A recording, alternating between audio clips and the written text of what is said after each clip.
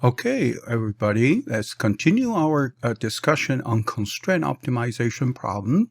Here I give you an example to begin with is using a portfolio management problem. A mutual fund has a portfolio consists of 4 different assets, and the return for this mutual fund in the next 100 days are listed below. Is called a historical data. From the analysis of a historical data, an average return of each one of the assets following a uniform distribution between the negative 25% to 75%.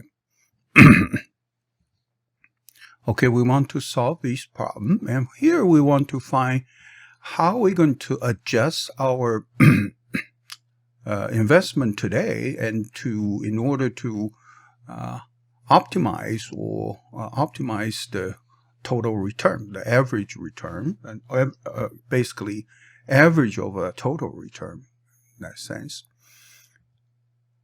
I'm just using some hypothetical data and using 4 different assets called A, B, C, D, and generate 100 of those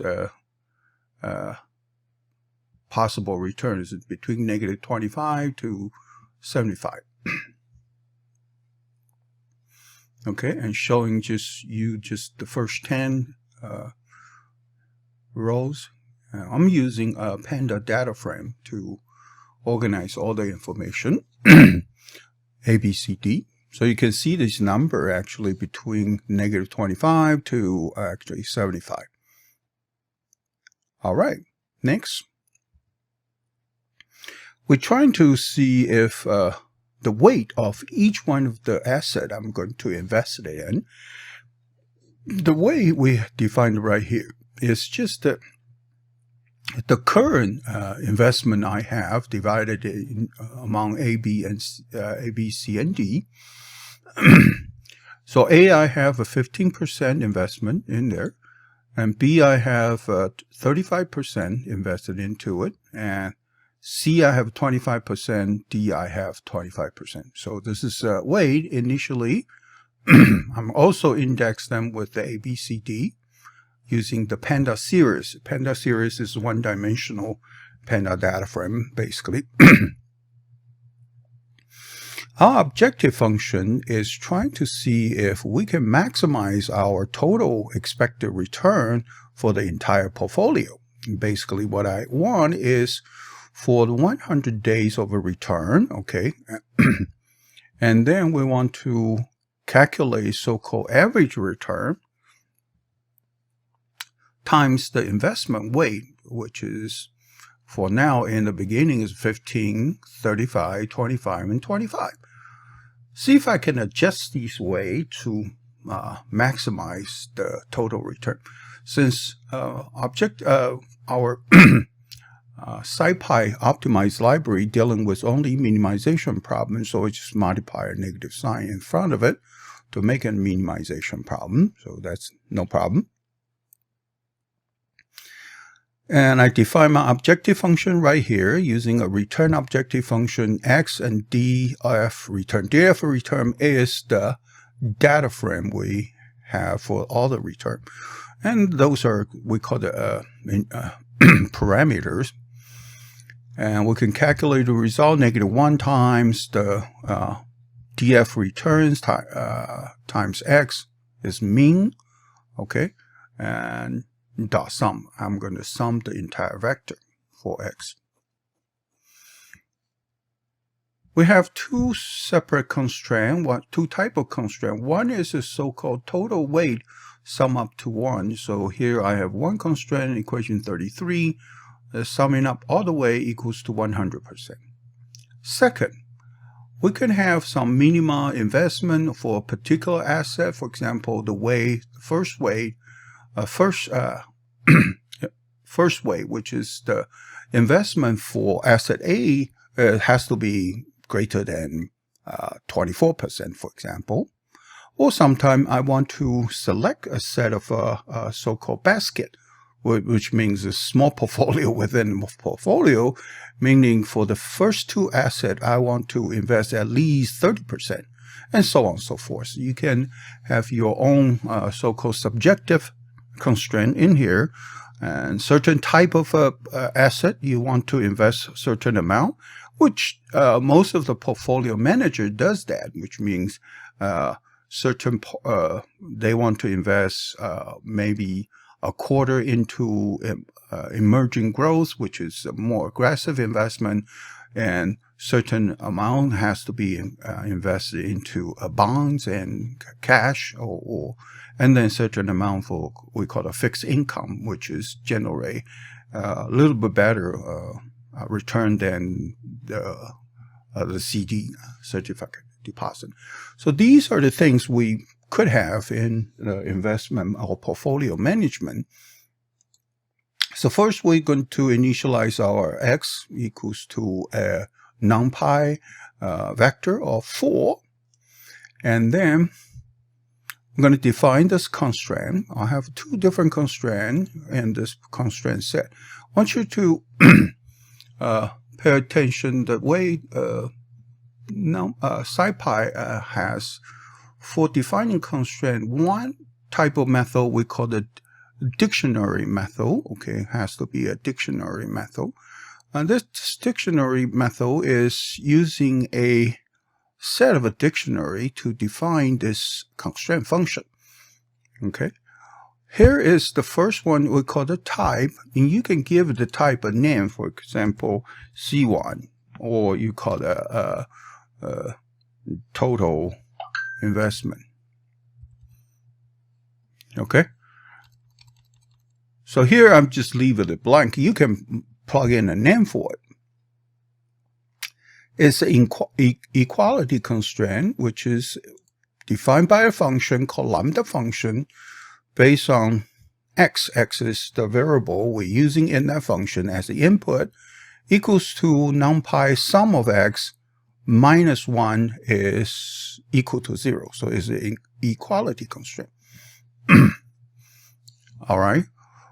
So here we have a second constraint. For example, we illustrate up here. So it's inequality constraint. Okay. It's also type. I have empty type name. And it's inequality constraint follow a function. Also, the lambda function is an implicit function of x. Okay.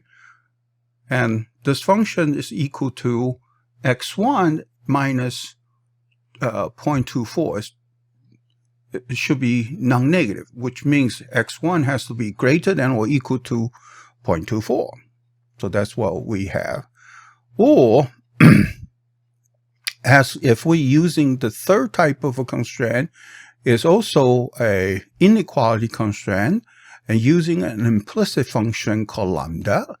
Lambda is a function of x equals to x0 plus x1 minus 0.30 is greater than or equal to 0. So these type of inequality constraint always using greater than equal to or non-negative assumption.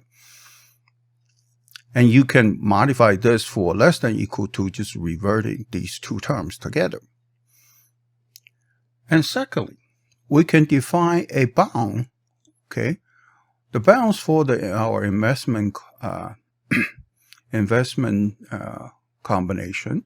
Since we have 4 different x, each one of them I want it to be at least 1%, maximum no higher than the 80% of the investment of the entire portfolio. So show you this first one, the constraint we define using somehow syntax is not very natural, but it is one of the ways SciPy accept the constraint. And later on, we'll show you a different way to define constraint. It's a little bit more intuitive, but this is the way most of the functions or routine and algorithm accept.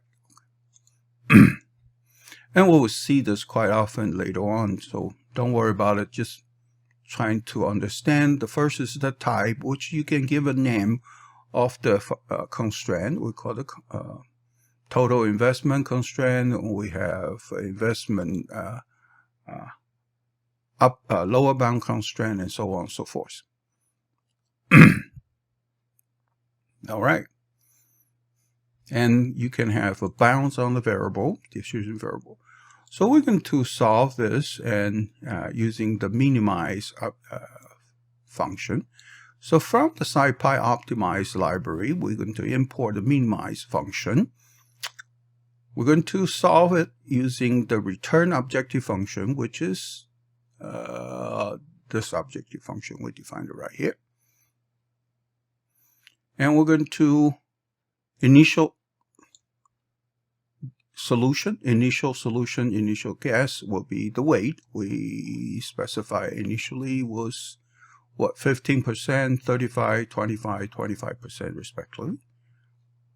And D of F is return is giving as an input parameter for calculating the required objective function right here. All right. And bounds, giving specialized the bounds right here. And constraint is using this const as one of our constraints.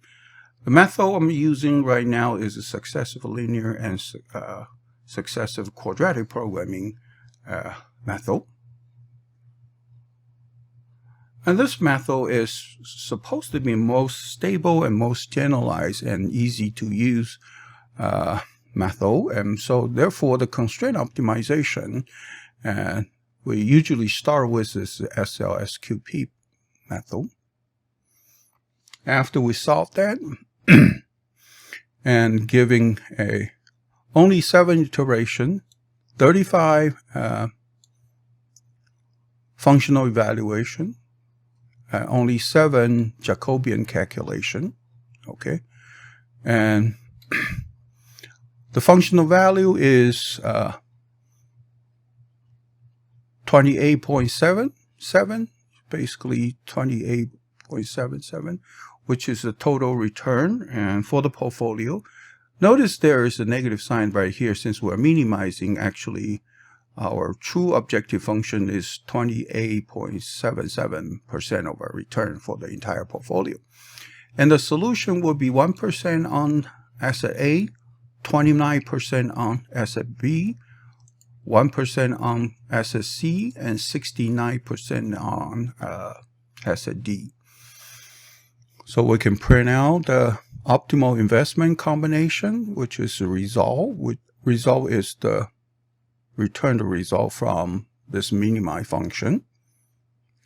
And also we can actually calculate the total return equals to -1 times the return function, which give me the initial total return was 26%, 26.24%.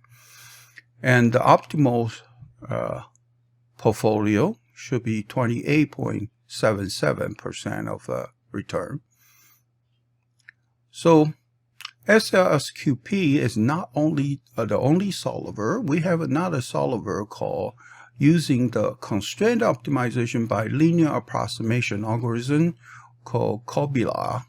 The COBYLA is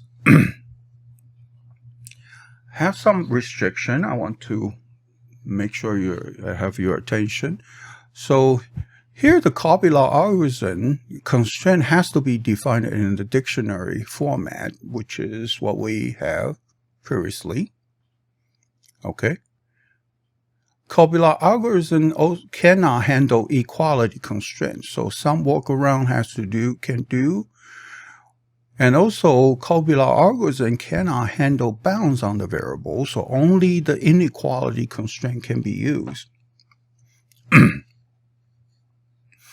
So here the first try I did it in the beginning. I'm just changing the method, the algorithm to COBYLA. Everything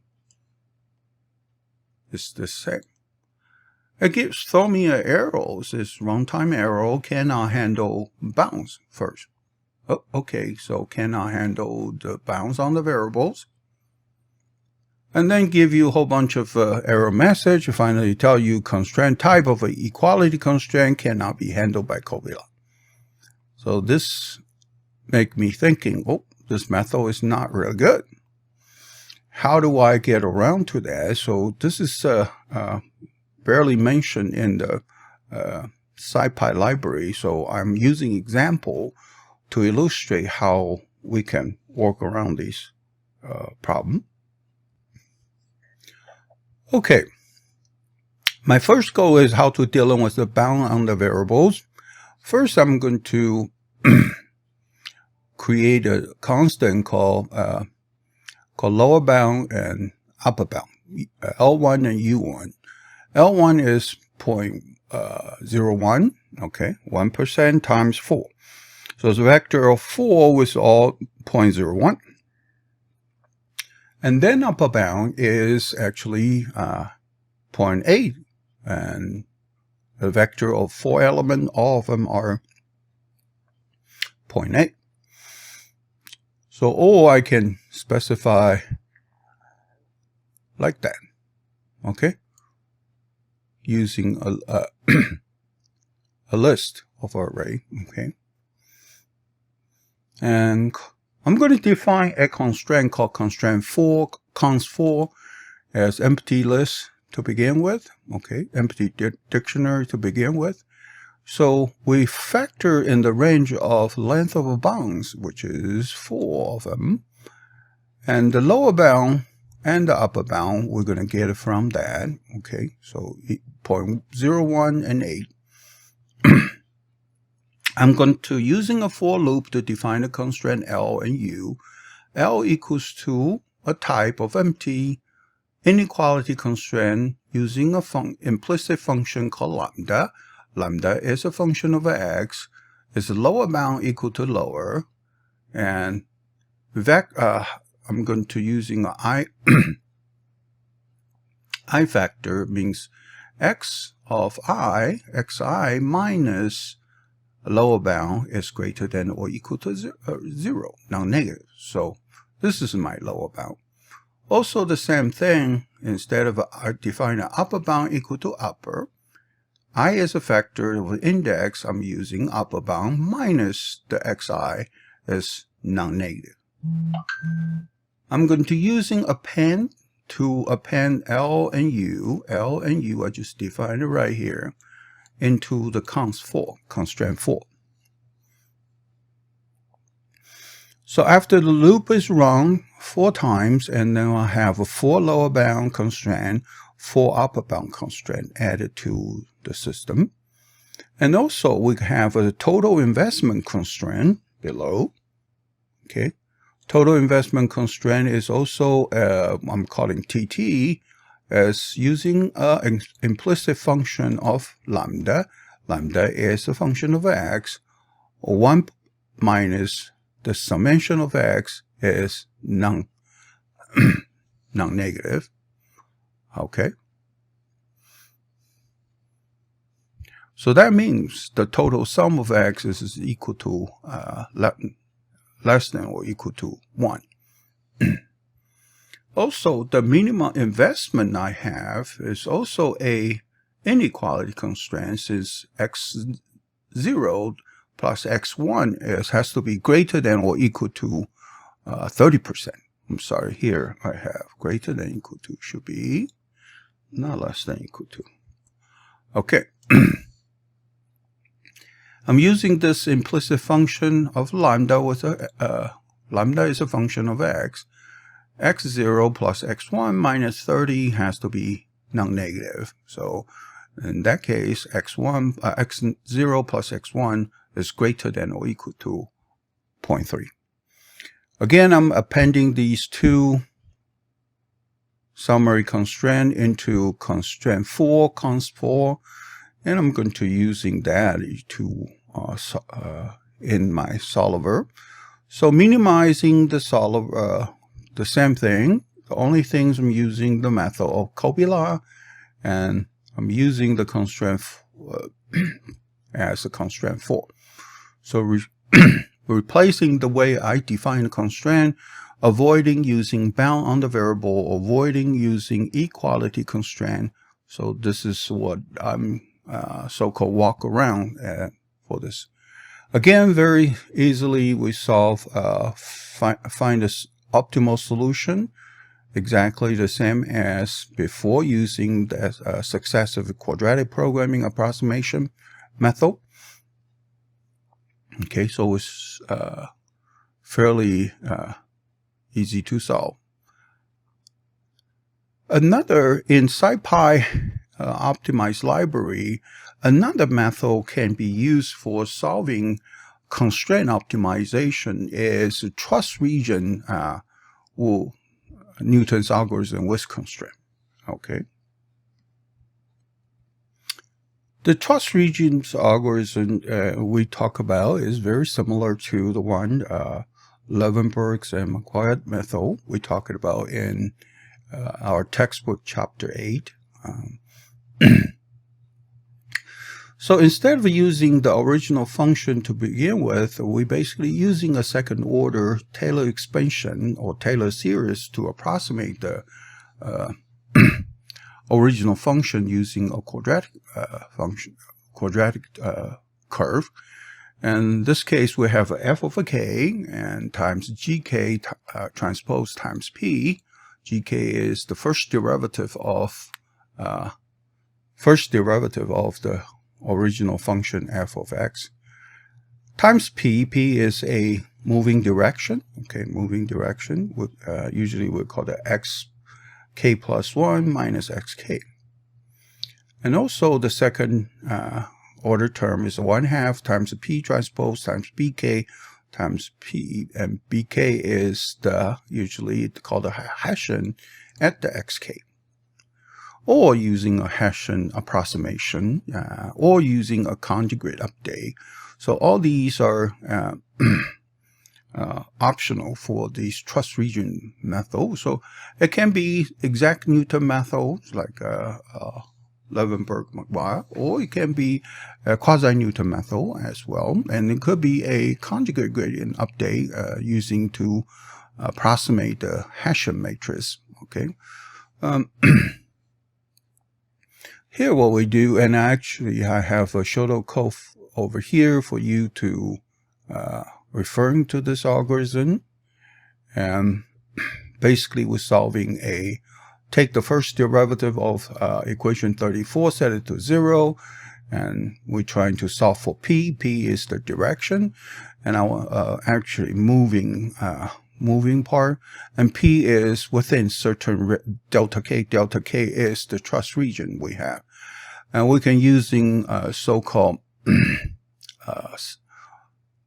delta k is the movement for the current solution to another to the new solution within certain neighborhood. Okay, we call it neighborhood.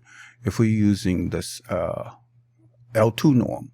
If I'm using L infinity norm, which means the movement has to be restricted in a box, we call it a boxed algorithm, basically boxed trust region. Okay, here is the trust constraint algorithm within the SciPy library, optimized library called trust-const is allowed.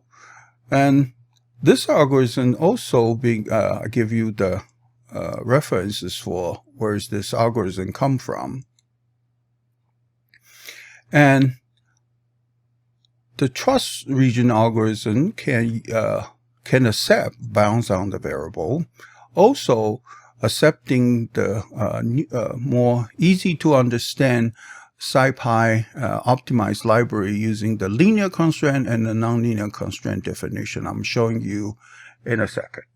Instead of using the so-called constraint 4 defined for the COBYLA, or bounds with the constraint, equality and inequality constraint with the bound for the successive quadratic programming algorithm, and trust region Newton constraint method, a trust region method can be accepting another two terms. They still can using the constraint 4 I define it a little bit early. Actually, I have a constraint 5 and constraint 6 right here. Okay, so here we're using define two different linear constraints. The constraint 5 is a linear constraint and basically equals to a times x. Okay, I just have to specify the a.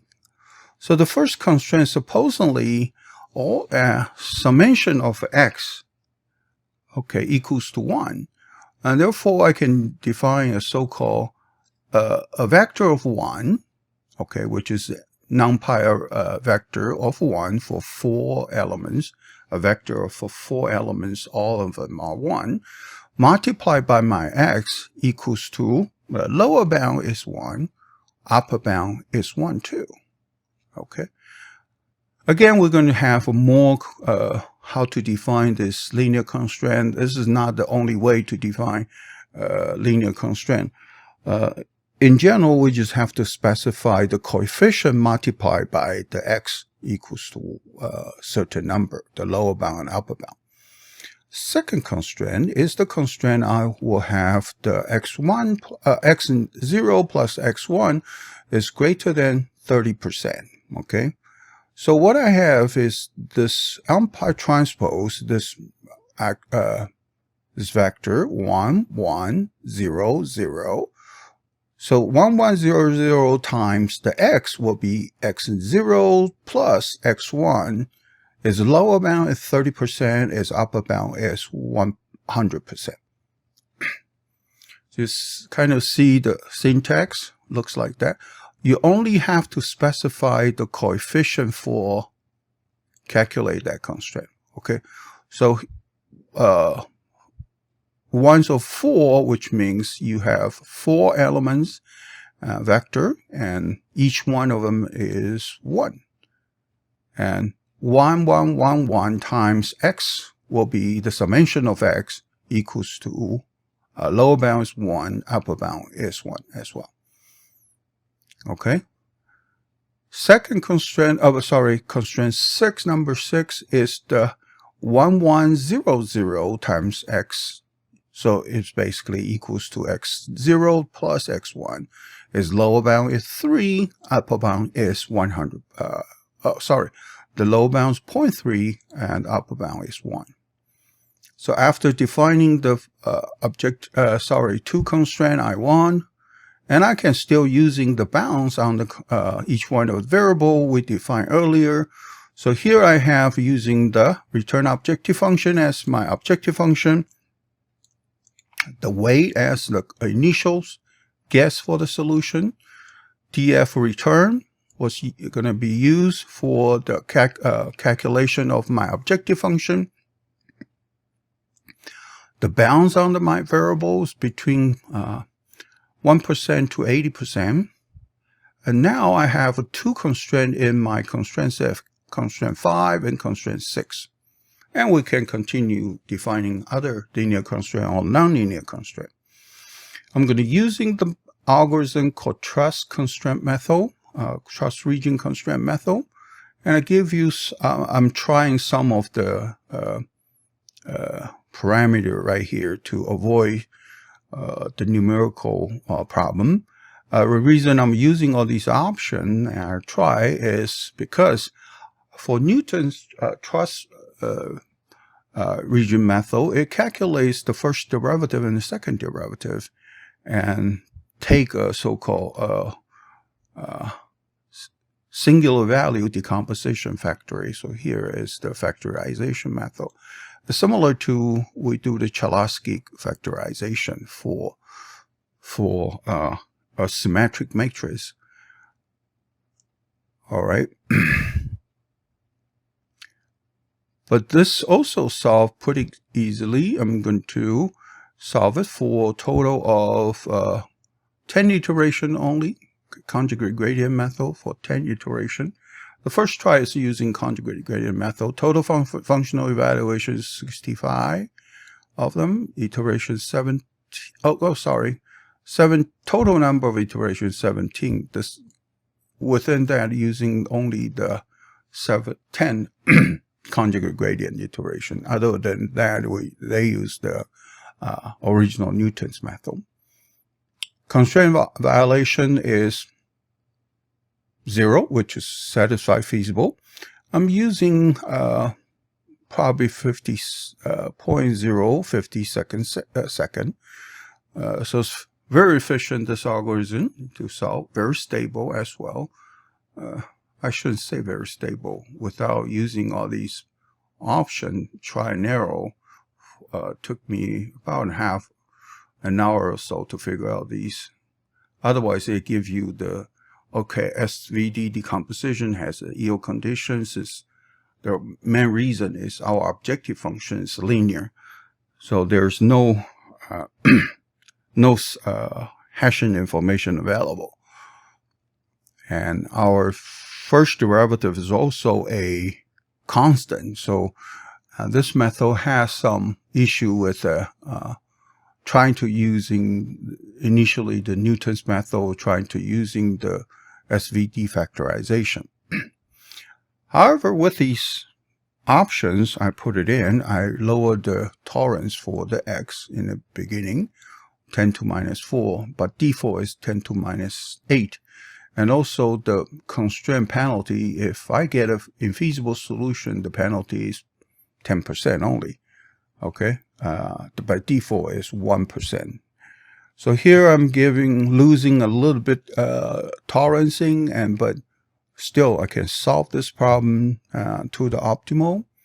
Okay, same objective function value, same solution we're getting. Okay, so here I'm showing you the 3 methods in SciPy.optimize library can solve constraint optimization problem. And one is the so-called sequential quadratic programming algorithm.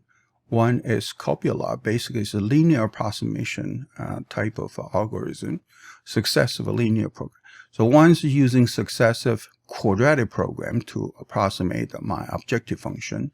One's using successive linear approximation for approximate my objective function. And the third method is called trust region method. Okay, it's one of the newer algorithms and should be very efficient if you know how to tune it.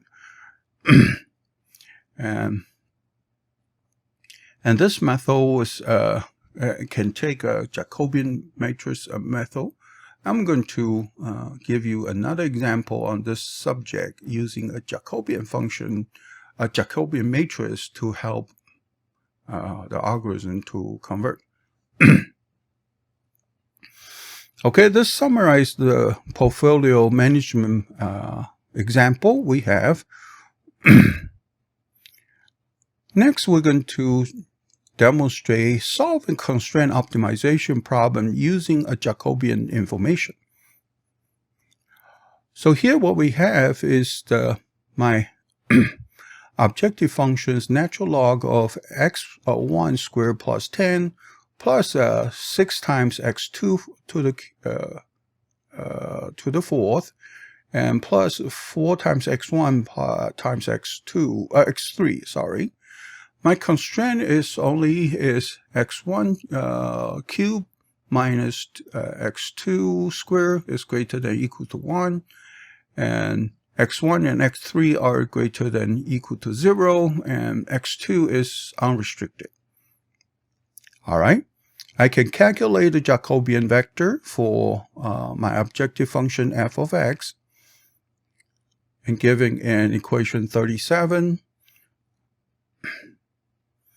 So now I'm going to show you how to solve this problem using the Jacobian information.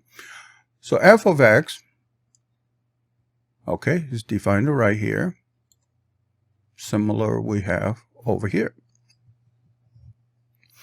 And then I can calculate f prime. F prime is the first derivative, is the 3-tuple vector of the first part and the second part and the third part. Okay, that's it. And here what we use is, okay, and initial guess is 313 is the initial solution. Start with, and I have a 3 inequality constraint in this case. First inequality constraint is the constraint right here, x1 cubed minus x2 squared is greater than or equal to 1. That's first constraint. Remember, the inequality constraint always right-hand side is non-negative. Second one is x1 is non-negative. Third one is x3, which is x2. Let's continue, and I'm going to compare the two-way actually solving this problem. One with a so-called Jacobian, one without Jacobian matrix, and the other with a Jacobian. I'm going to see how they're going to do. I'm comparing these, and both of them using the successive quadratic programming programs. I'm going to solve this. Actually, I'm printing out the result for without using the Jacobian information. The second one is using the Jacobian information. So without using the Jacobian matrix information, this is the first one, and we get exactly the same objective function. And using 12 iteration, 47 actually the functional evaluation. Right here, 47. If we're using the Jacobian information, actually, we take a little bit more iteration. However, the functional evaluation is much less because we have the explicit form of the Jacobian information available. All right. So also the Jacobian evaluation is a little bit higher because we have that readily available for us.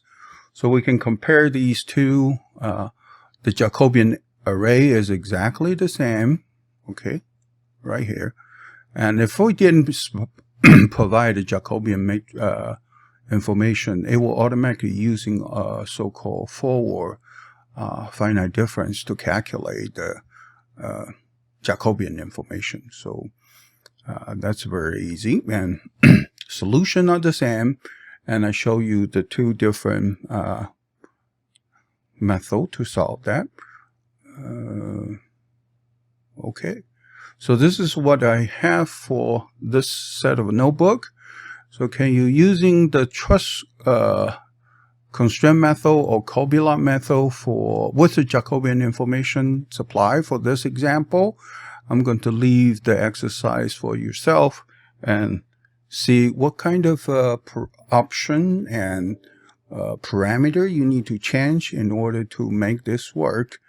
So I'm going to leave that as your exercise. I'm going we conclude this set of notebook.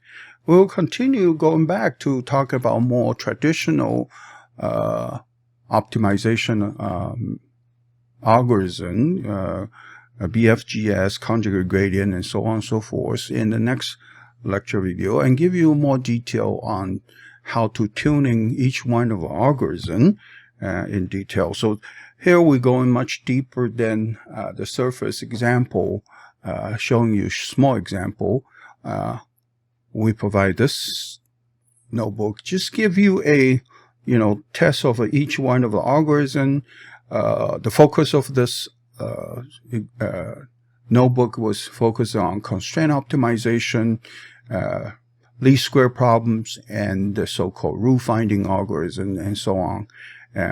But next we will be giving you each video more focused topics. So we'll see you in the next lecture video. Thank you. Bye-bye.